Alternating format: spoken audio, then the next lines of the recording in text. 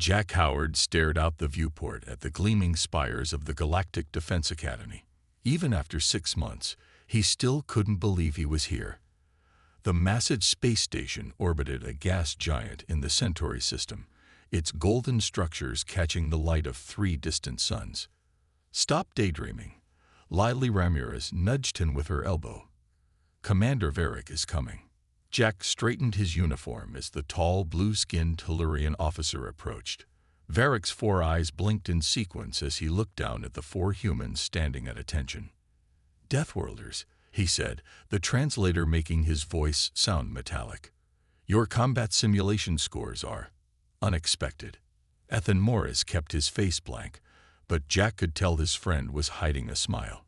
Yesterday they had scored higher than any first-year cadets in marksmanship. The aliens hadn't expected humans to be good at anything. "Thank you, Commander," Jack said. "It was not a compliment," Varric replied. "Being good at violence is exactly what we expect from creatures evolved on a death planet.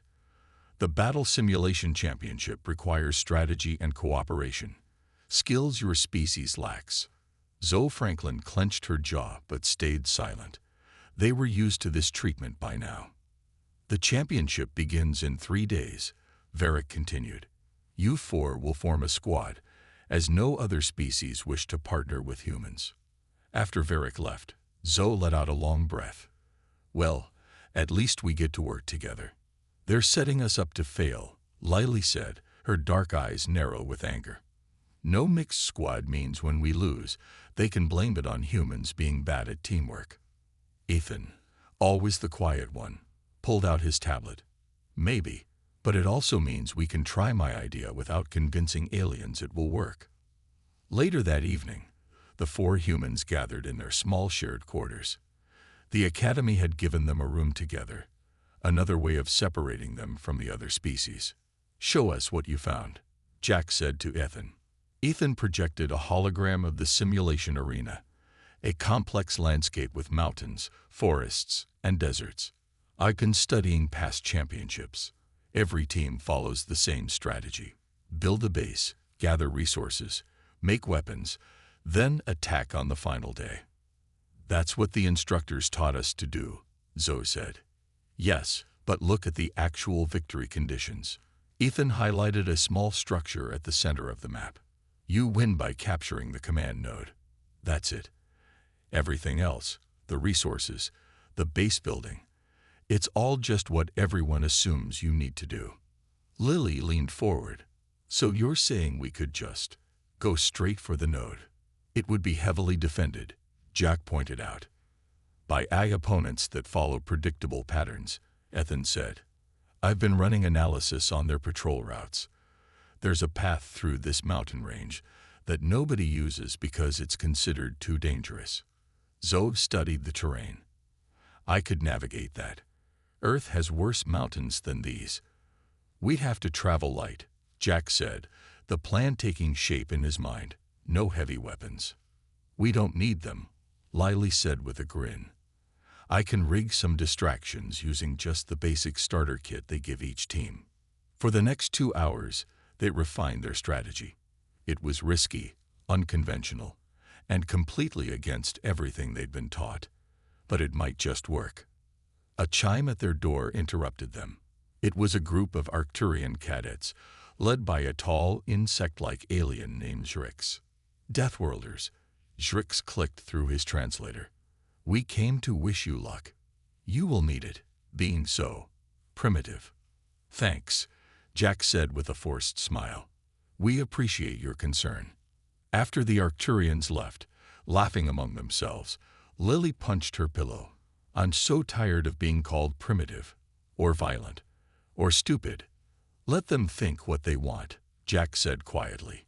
"In 3 days, we'll show them what humans can really do." That night, as artificial lights dimmed to simulate night, Jack couldn't sleep.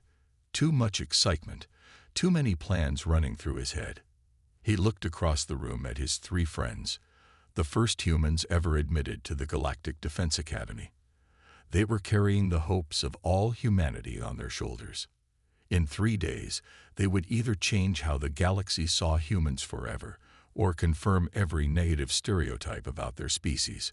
Jack took a deep breath and smiled in the darkness. He couldn't wait. The Grand Hall of the Galactic Defense Academy buzzed with excitement.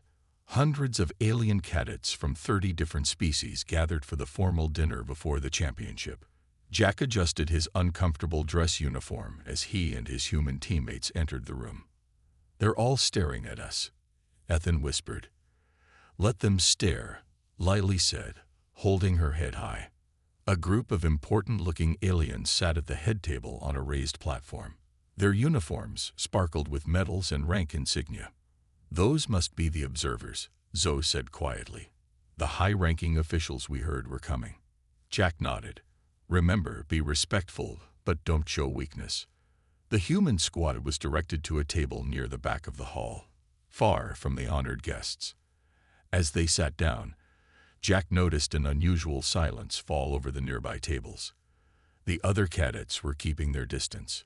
"Welcome, future defenders of the galaxy," a voice boomed over the speakers. An elderly Proximan with silver skin and no hair stood at the center of the head table.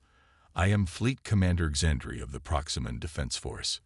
With me are General Kistrol of the Arcturian Fleet and Admiral Sholon from the Rigelian Armada." The two other aliens nodded. General Kistrol was massive, with 4 arms and a hard exoskeleton that clicked when he moved. Admiral Sholon was small but had eyes that seemed to see everything at once, moving independently around her scaled head. "We are here to observe the Battle Simulation Championship," Sendri continued. "The future of the Galactic Alliance rests on your young shoulders.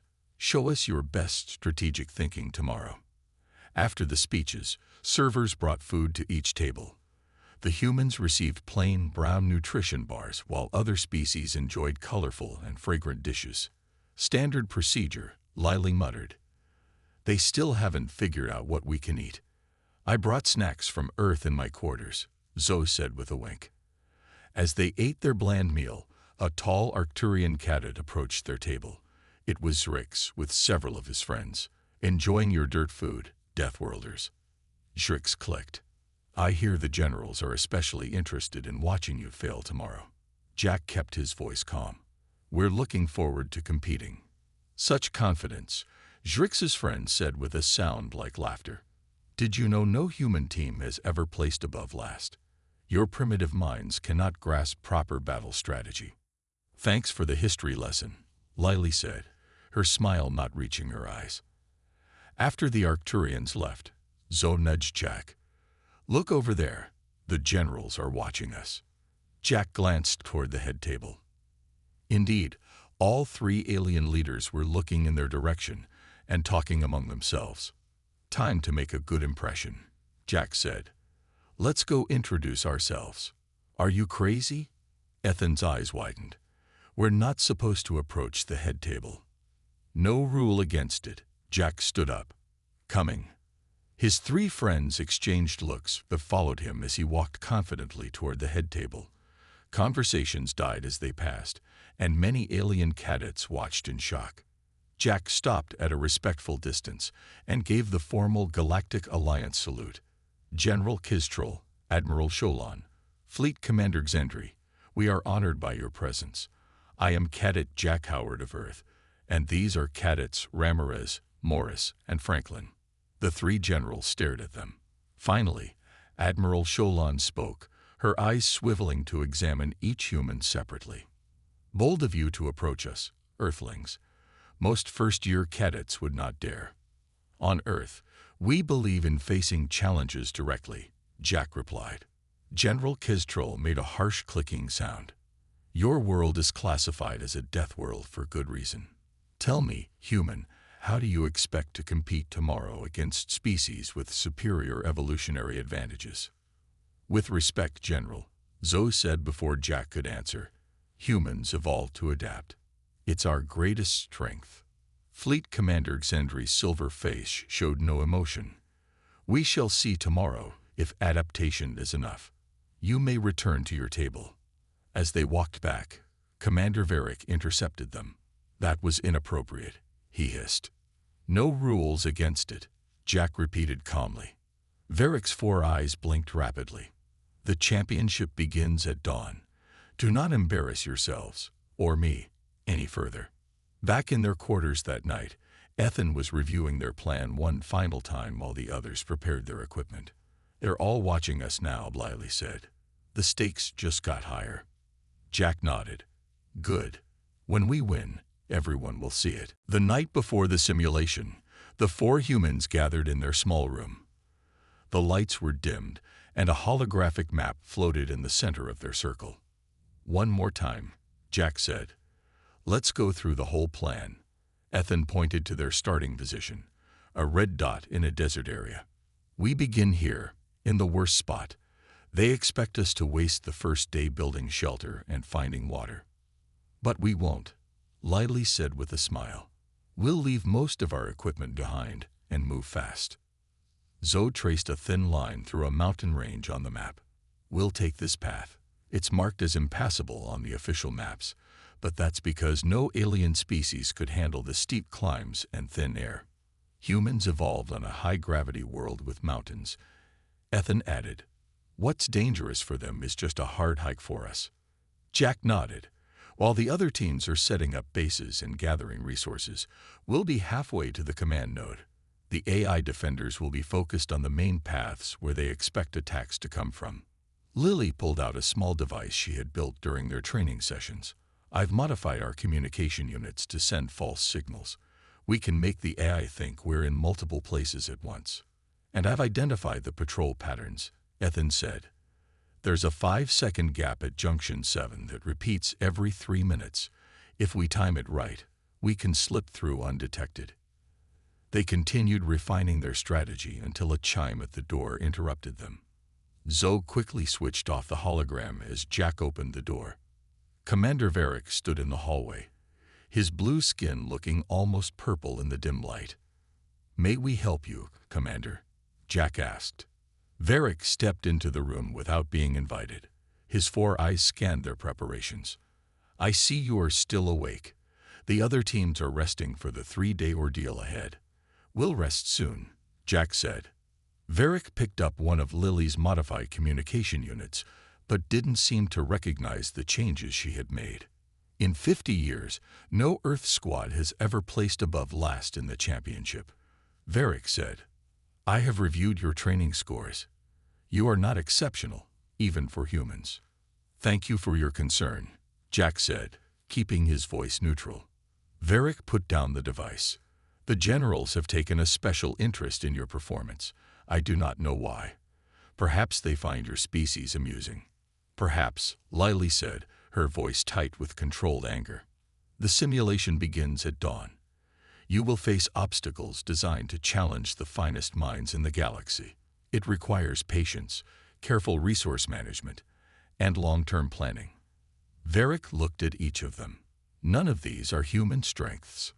After Varric left, Ethan let out a long breath. He has no idea what we're planning. No one does, Zoe said.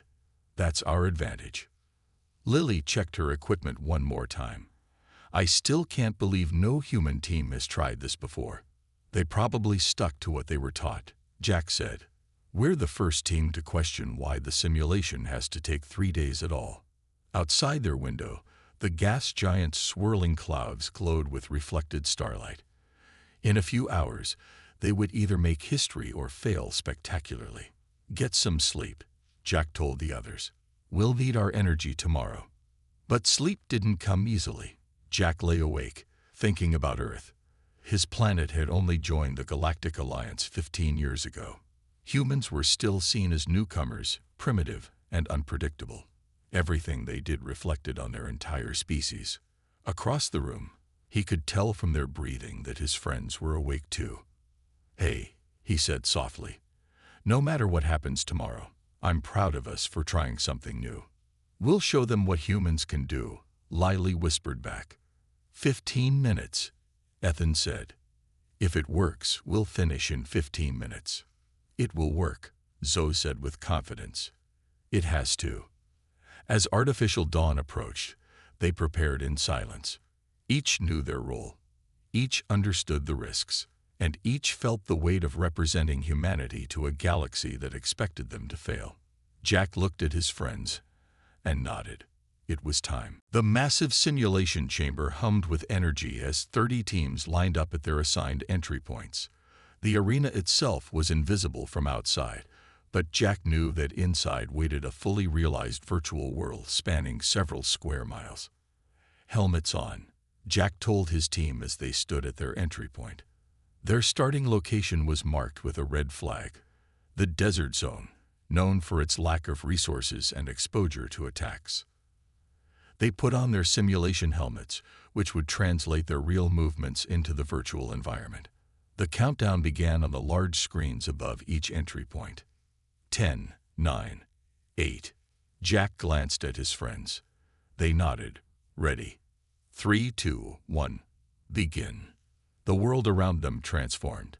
They now stood in a barren desert, hot wind blowing sand against their faces. Each team had been issued standard equipment: tents, water purifiers, basic weapons, communication devices, and resource scanners. Leave everything except personal weapons and comms, Jack ordered, following their plan. Lily, do your thing. Lily quickly modified their communication devices while the others checked their weapons. Other teams would be setting up base camps and sending out scouts to find water and materials. The humans didn't have time for that. Ready, Lily said. I've set the decoys to activate in 10 minutes. They'll make it look like we're building a base right here. Perfect, Jack said. Zoe, lead the way.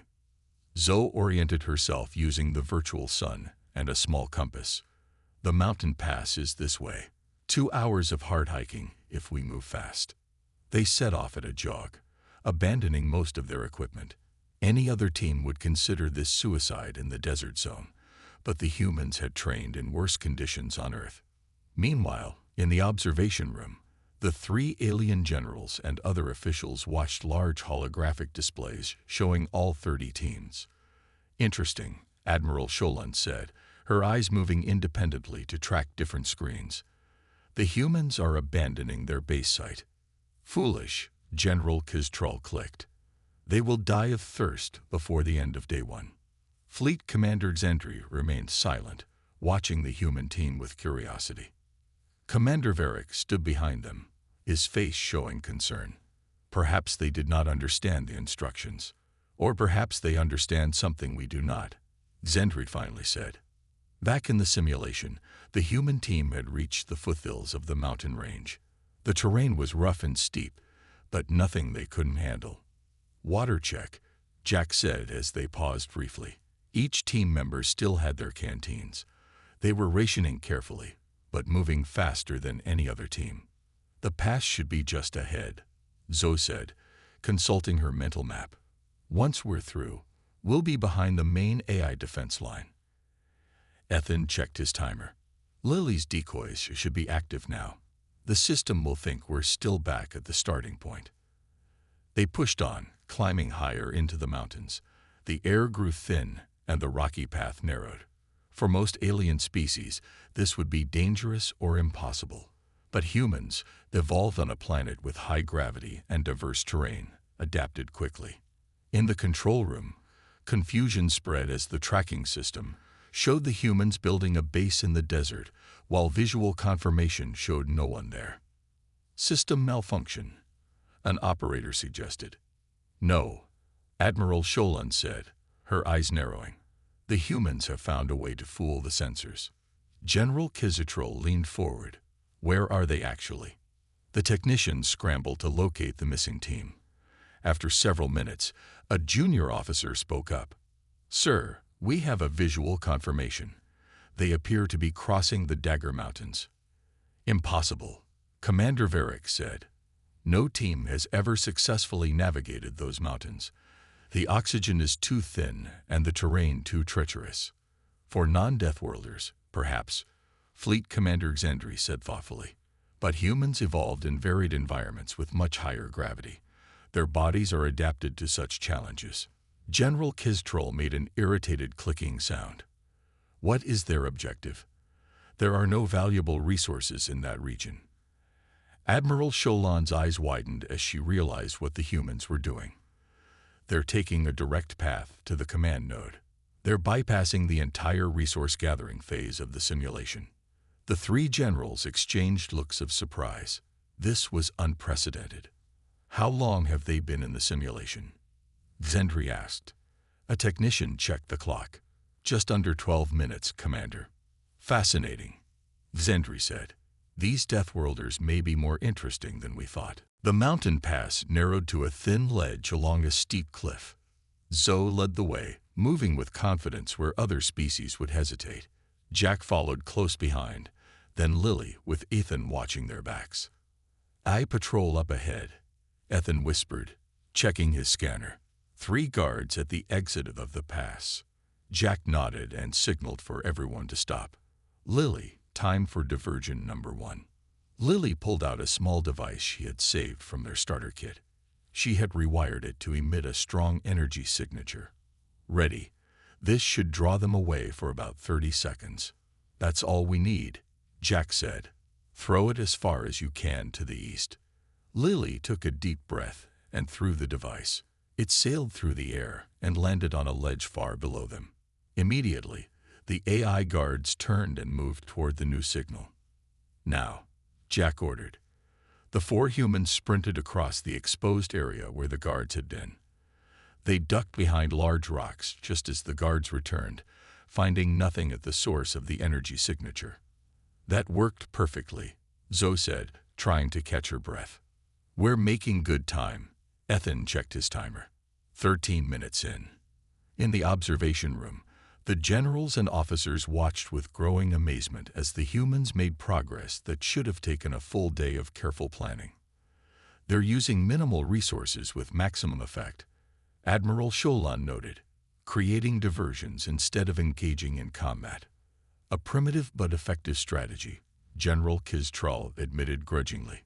Fleet Commander Zendri leaned forward. They will still fail when they reach the inner defense ring. No team can penetrate it without heavy weapons. The human team had now reached a valley between 2 mountain peaks. Below them lay a heavily guarded facility, the outer defense ring that protected the command node.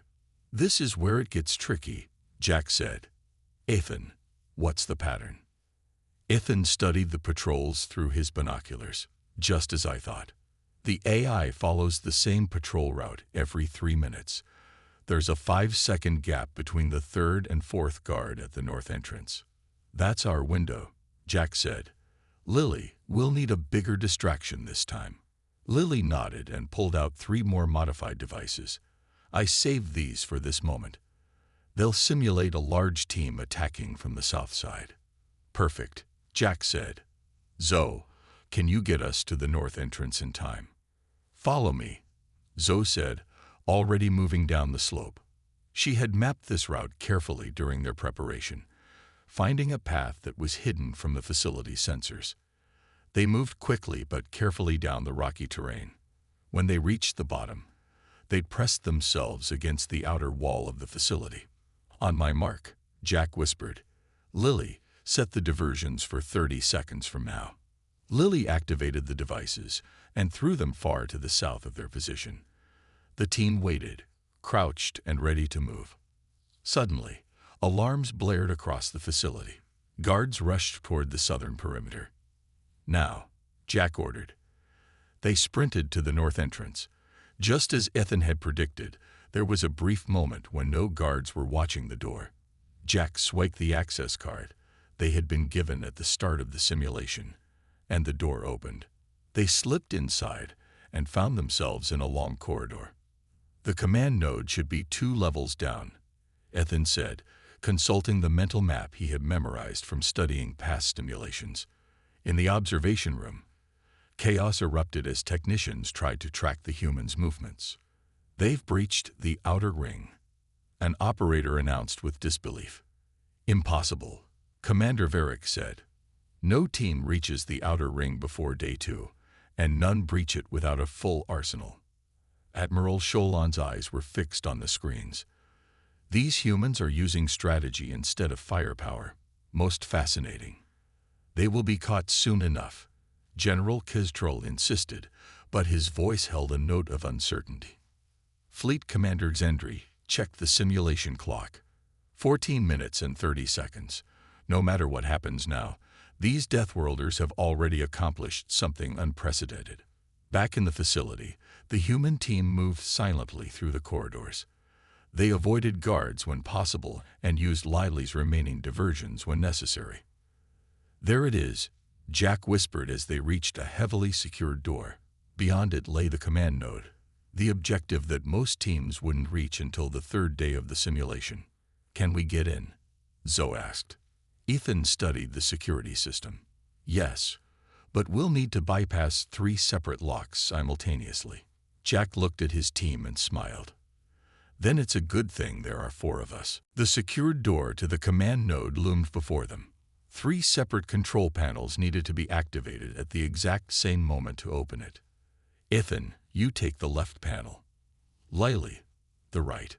Zoe, the upper one," Jack ordered. "I'll keep watch." The 3 humans moved to their assigned panels while Jack stood guard at the corridor intersection. He could hear guards moving in the distance, drawn by the alarms Lily's diversions had triggered. "We need to hurry," Jack warned. "They'll figure out we're here soon." Ethan examined his panel. "These are simple code locks. We just need to enter the right sequence." "But what's the code?" Zoe asked, looking at the symbols on her panel. Lily smiled. "Remember our training on Galactic Alliance standard security protocols? They always use the same base pattern." She studied the symbols. "I bet it's the standard secure facility code, but reversed." Ethan nodded. "Worth a try. Everyone ready?" Jack checked his timer. "We're at 14 minutes and 45 seconds. Let's do this." "On my count," Ethan said. 3, 2, 1 now." All 3 cadets entered the code sequence simultaneously. For a tense moment, nothing happened. Then a green light flashed on each panel, and the heavy doors slid open with a hiss. "It worked," Zoe whispered excitedly. Inside was a large circular room. In the center stood a glowing pillar with a control interface, the command node, the ultimate objective of the simulation. "Ethan, you're up," Jack said as they rushed inside. The door closed behind them automatically. In the observation room, alarms were blaring. The technicians stared at their screens in disbelief. "The humans have reached the command node," one announced. Commander Varick's 4 eyes blinked rapidly in shock. "That's impossible. The simulation is designed to take 3 days." Admiral Sholin leaned forward, all her eyes fixed on the screens. "Yet there they are." "They still must capture it," General Kistrol said. "No team can hack the command node without specialized equipment they don't have." Fleet Commander Xendry remained silent, watching intently. Inside the command node room, Ethan worked quickly at the interface. His fingers flew over the controls as he accessed the system. "The security is complex," he said, "but there's a pattern to it." "How long?" Jack asked, checking the door. They could hear guards gathering outside. "Normal approach would take hours," Ethan admitted, "but I think there's a shortcut." Lily joined him at the console. "Look at the code structure. It's similar to the training simulations we studied, but with extra layers." "Yes," Ethan's eyes lit up with understanding.